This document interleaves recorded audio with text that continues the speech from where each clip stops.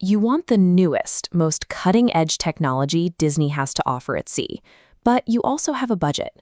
These realities are about to collide. Welcome to the Disney Wish. It's the newest vessel in the Disney Cruise Line fleet, and it looks entirely different from anything they've built before. This chart breaks down the raw scale of the ship. At 144,000 gross tons and built to carry 4,000 guests, this is the largest ship Disney launched since the fleet began, officially hitting the water in July 2022. To get on board, you are going to pay a premium. A standard family room on the Wish routinely prices out 20 to 30% higher than the exact same itinerary on older ships like the Dream or the Fantasy. You're also stepping into the role of a beta tester. Because this is the first of a brand new class of ships, the layout, the flow, and the systems haven't had a decade of refinement to smooth out the rough edges. So the decision comes down to a specific calculation. You have to decide if getting access to Disney's latest, most ambitious creative work justifies dealing with the logistical bottlenecks of a first-generation design. The perfect example of this trade-off is sitting on the top deck. Disney heavily marketed the AquaMouse as their very first attraction at sea. Instead of a standard fiberglass tube, you get a fully enclosed, story-driven ride. You watch Mickey shorts on embedded screens, hear synchronized audio, and get propelled uphill by water jets before plunging through the dark. But that level of technical ambition comes with a cost. Because the ride system is complex, it experiences frequent technical pauses. Add in the massive guest demand, and you are regularly looking at standby waits of 45 minutes to an hour in the direct Florida sun.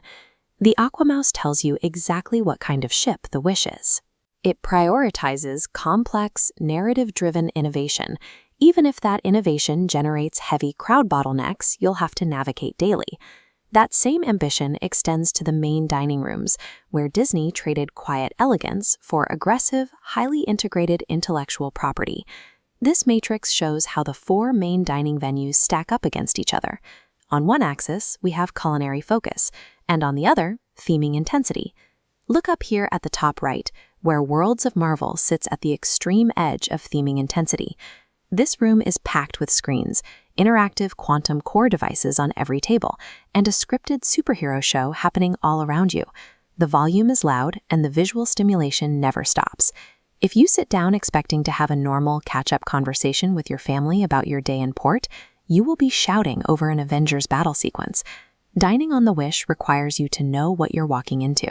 You have to actively choose whether you want a passive, relaxed meal, or if you're ready to participate in a high-energy entertainment event while you eat. When you move past the all-family dining and look at how the ship handles specific age groups, that theme of high detail and high friction continues.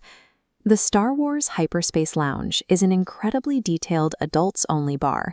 You sit looking out a high-resolution viewport as your ship jumps through hyperspace to different planets, drinking themed cocktails that smoke and bubble. But the room is tiny.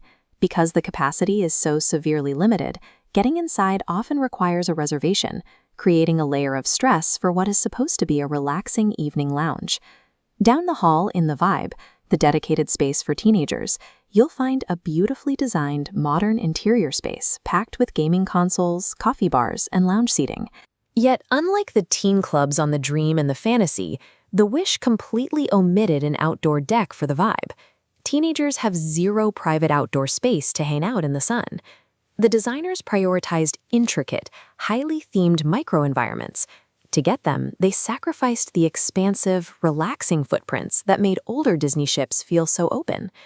That brings us to the single most polarizing aspect of the Disney Wish, and the source of nearly every complaint you'll hear from veteran cruisers: the layout. Older Disney ships use a massive, open central atrium to seamlessly connect the different decks.